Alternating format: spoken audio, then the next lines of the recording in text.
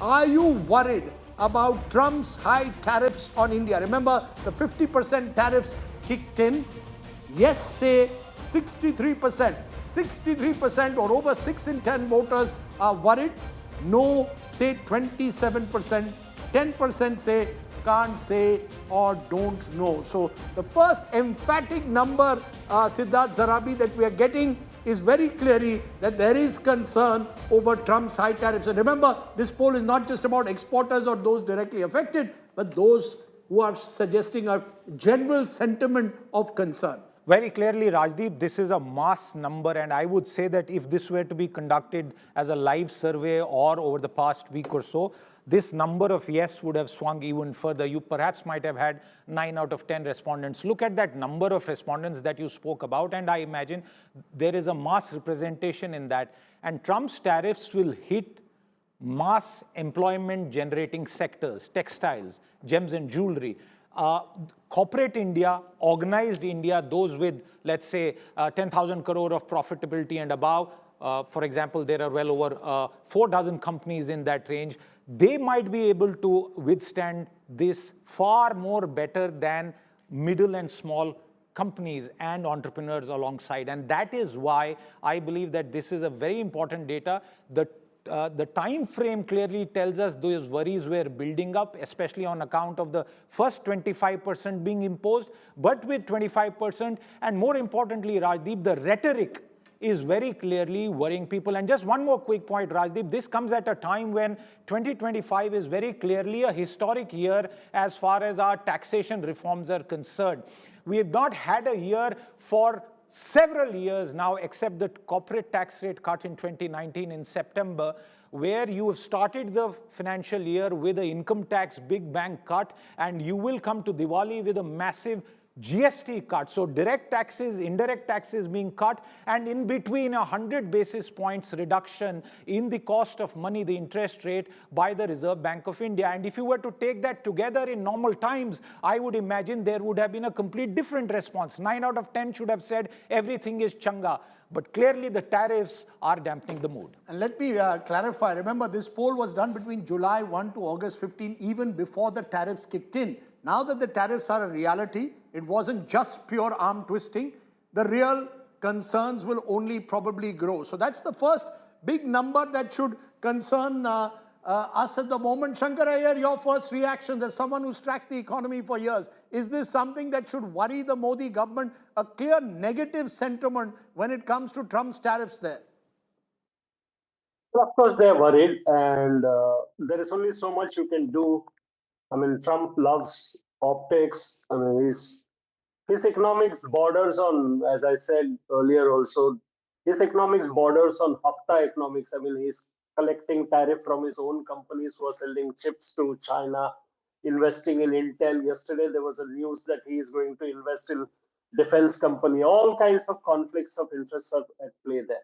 But India has to play its own game at its own terms. So I think what the government has done till now is to sort of beef up consumption in terms of cutting taxes. But there's much more to. Every time we reach some intersection like this where the economy is sort of challenged, there's a lot of talk about big bang reforms and stuff.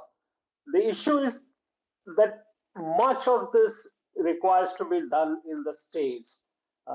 And the center has to let go of all the cholesterol, the regulatory hurdles that are there.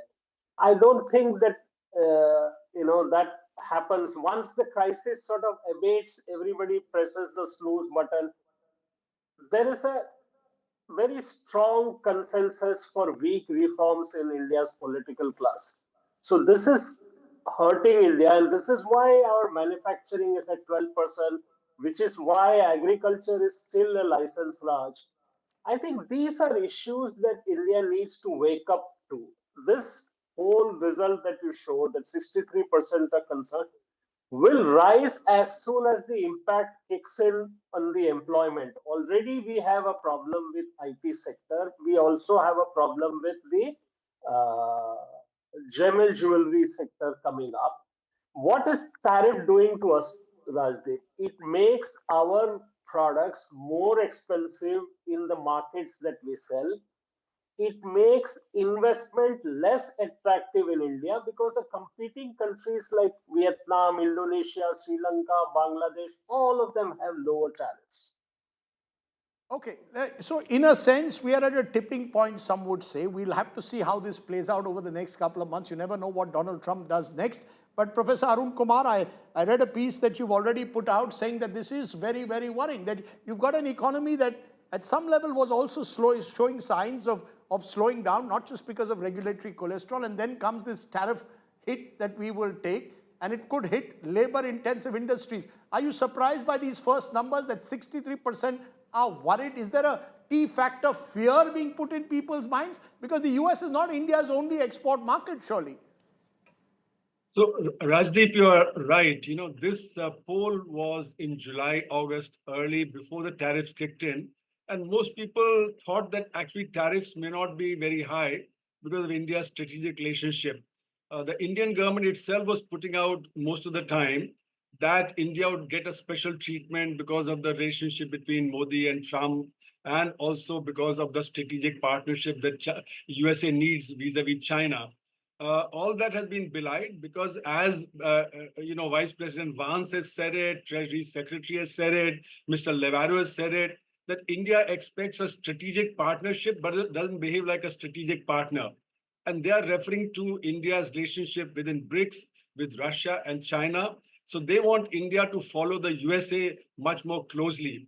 And they find India an easy target because it's not that India has something very special that it can offer, unlike China. That's why the treatment between China and India is very asymmetric. China has been given additional 90 days, to come to an agreement on tariffs, whereas India has been imposed this extra 25% because of Russian oil. Now, the two things that the US wants from India, it's very difficult for India to fulfill.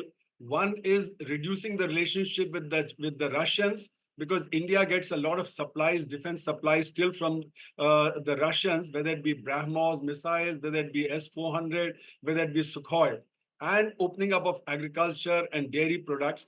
That is not possible because 45% of the workforce is still there. So in other words, what President Trump wants, we are unable to fulfill. And that's why he's imposing this tariffs on us, so as to try and make us fall in line. But as Shankar Iyer has already said, and your data suggests, that this tariff is going to make our labor-intensive sectors like gems and jewelry, like apparel, etc., very non-competitive vis-a-vis our other competitors like Vietnam, Cambodia, Pakistan, Bangladesh, China. So our exports are going to suffer, especially in these areas which are labor-intensive areas. And as you know, the unemployment situation has already been rather fraught, with large amount of underemployment and large amount of disguised unemployment in the Indian economy. A lot of women suffering, and some of these sectors are women intensive also. So women's unemployment would rise further, and youth unemployment would also rise. And the IT sector is not actually doing very good, because now H-1B visas and green cards are also coming under threat from the USA. So those Indians who could go abroad, I think fewer of them will be able to go abroad, and they'll stay here. So in other words, the unemployment situation is going to aggravate further. And therefore, if you were to conduct a poll now, the situation would look worse than what was there earlier. As I said, the poll is July 1 to August 15, and we will have numbers for unemployment. I think we've got a picture from our three economic specialists, but I want to look at, in the backdrop of all that has happened, you've just heard, even today, President Trump's special advisor, Mr. Navarro, suggesting that the war that Russia is waging against Ukraine is Modi's war, almost suggesting as if India has completely funded the Russian war machine. Now, this is taking the relationship to a new low, a lack of trust, clearly.